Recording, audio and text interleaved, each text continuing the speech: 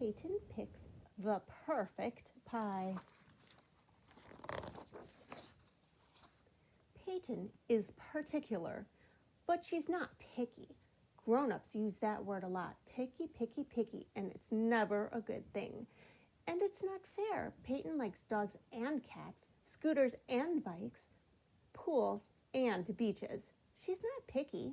Peyton likes trying new things. She learned all about division in math class. It was hard at first, but now it's fun, like solving a puzzle. Peyton just started playing the saxophone. She remembers to practice every day and enjoys it, as long as her dog Mila doesn't howl. And Peyton loves sports, every sport. Peyton even likes dodgeball, and who likes dodgeball?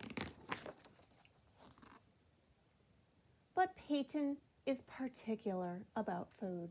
She doesn't like it when two foods touch on her plate. She doesn't like green foods or orange foods or red foods. Peyton doesn't like foods that are gooey or gummy, sticky or slimy, frosted or flaky. And she most definitely doesn't like chunky or lumpy foods. But lately, Peyton has been thinking a lot about food. Her parents, Penny and Peter, love to cook. They never say it, but Peyton wonders if they would like her to be, well, less particular about food. Peyton's parents host Thanksgiving each year and ask guests to bring pies. Everyone is always so happy during the holidays, surrounded by people they love and food they enjoy. Not Peyton, though. She loves her family, but the food is so green, so lumpy, so flaky. I'm going to change this year, Peyton tells Mila. I'm going to try all the food. Mila gives Peyton a quizzical look. Okay, not all the food, says Peyton, with a shudder, thinking about lumpy gravy.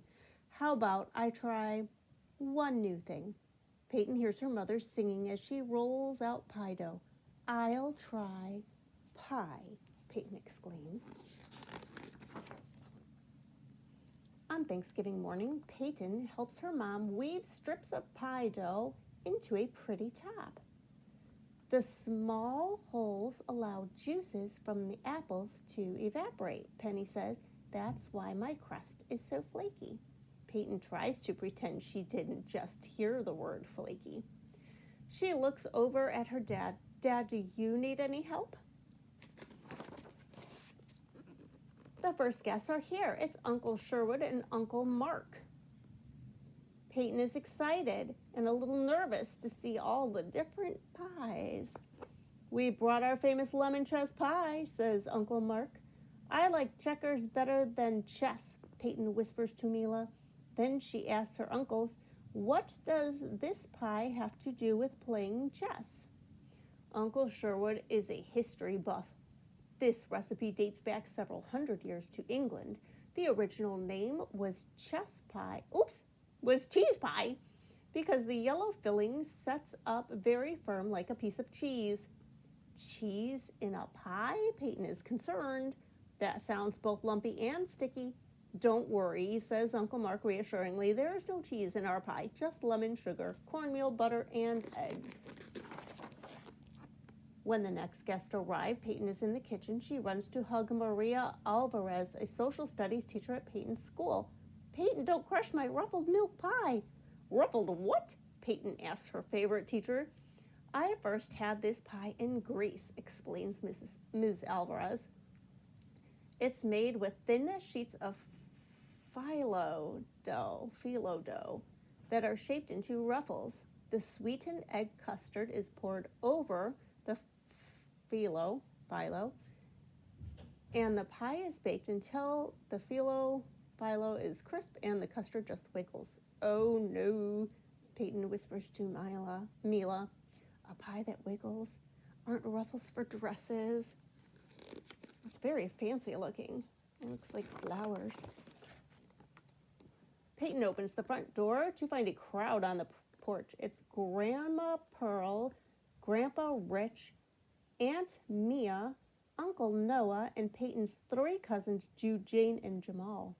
Make room for me and my millionaire pie, says Grandma Pearl.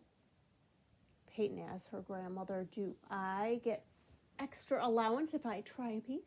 Don't be silly, Peyton. But this pineapple pie does taste like $1,000,000. Don't tell your parents, she adds. But I bought my pie at the bakery for $10. What a deal. There's a knock at the back door. Peyton and Mila run to greet the next door neighbors. Bonjour, Peyton, said Mrs. Macaron. Please take my plum galette. Galette? Asked Peyton. Oui, Peyton, exclaims Madeline, who is in Peyton's grade. A galette is a rustic French tart. You arrange sliced plums on the dough, fold over the edges, and bake. And voila.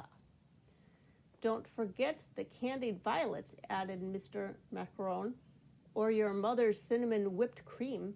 Peyton looks over at Mila and says, flowers made into candies? Whipped cream with cinnamon? Finding a plain pie is going to be harder than I thought. Cousins Rachel and Russell from New York have brought Boston cream pie. Peyton is confused. They aren't from Boston, and their pie looks like a cake. Aunt Grace has a tray of whoopie pies. They look like chocolate flying saucers held together by creamy white filling. Peyton likes the name, and she likes chocolate. But she wonders, is it cheating to try a pie that looks like a giant cookie? The Patels from across town arrive with Mississippi mud pie. Peyton can finally spell Mississippi correctly, but mud doesn't sound good. Peyton hears a honk on the street. It's the Lees and their twin baby girls. They have brought 2 pies, pumpkin pecan and cranberry pear. These pies sound twice as fancy and twice as scary, Peyton thinks. Peyton goes back into the kitchen. Maybe her parents can offer some advice about choosing the right pie, but Peyton's parents are very busy. Peyton's dad asks her to carry some dishes to the table and then turns to Penny. We're missing someone. Where's your sister? Polly texted to say she's running late. An ice storm in Denver meant her plane was diverted to Dallas. Polly said to start without her. That's a lot of people. Oof. At the table, Peyton takes 2 slices of turkey, white meat, of course, and no skin. And no thanks to lumpy gravy, a fluffy roll sits next to, but not touching, the turkey. She adds a tidy scoop of mashed potatoes. Penny gently clinks a fork against the side of her glass, and the guests quiet down. Peter, Peyton, and I are so grateful that you could all share this special day with us. We celebrate with food, but having you all around our table is the real treat. It's finally pie time. There are big ones and small ones, tall ones and short ones, red ones and yellow ones, and is that even a green one? Peyton has never seen so many pies. But one thing they all have in common, Peyton thinks, is that they're kind of lumpy and maybe a little bit sticky or flaky. I'm not sure I can do this, Peyton confides to Mila. Just then, the doorbell rings.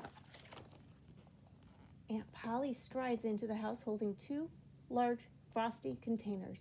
I didn't bake pie, she calls out, laughing. I brought something even better, ice cream. I didn't know you could put ice cream on pie, Peyton says. Of course you can, Polly says. It's called pie a la mode. The truth is, pie is just okay, but add ice cream, and pie is divine. Peyton is suddenly feeling braver. She likes ice cream, particularly vanilla ice cream. Peyton takes a bite of her mom's apple pie. The pie is a little lumpy and a little flaky, but it doesn't seem as scary. Peyton takes another bite, then another. I thought I didn't like pie, but I guess I do. Sometimes when we think we don't like something, we just have to look at it in a different way, says her wise aunt. If all else fails, just add ice cream. I like your mom's apple pie. Oh, I like your apple pie, Mom, says Peyton.